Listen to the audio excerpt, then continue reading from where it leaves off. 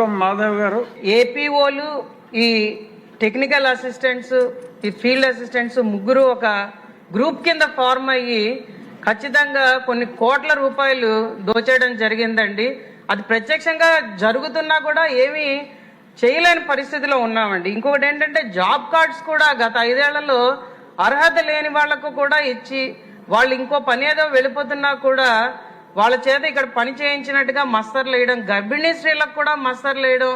ఈ social audit గురించి అడిగితే ఏమంటున్నారంటే ఈ ఏడాది పనిచేస్తామండి, ఏడాదికి ఒకసారే సోషల్ ఆడిట్ అవుతుంది కాబట్టి మళ్ళీ వర్షాలు వస్తాయి, మళ్ళీ కప్పడిపోతుంది, నీళ్లు నిండిపోతాయి కాబట్టి ఎవరికి కనిపించదు. కాబట్టి ఇది ఏంటంటే ఒక లూప్ హోల్ గా వాడుకొని ఖచ్చితంగా చాలా అవినీతి జరుగుతున్నది. కాబట్టి సోషల్ ఆడిట్స్ మీద ప్రత్యేక దృష్టి పెట్టమని, అలాగే అందాల్సిన పేదవాళ్ళకి ఖచ్చితంగా 300 రూపాయలు అందట్లేదండి.